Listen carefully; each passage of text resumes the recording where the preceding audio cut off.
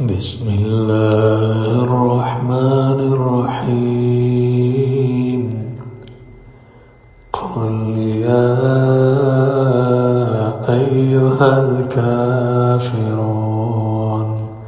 لا أعبد ما تعبدون ولا أنتم عابدون ما أعبد ولا أنا عابد ما عبدتم ولا أنتم عابدون ما أعبد لكم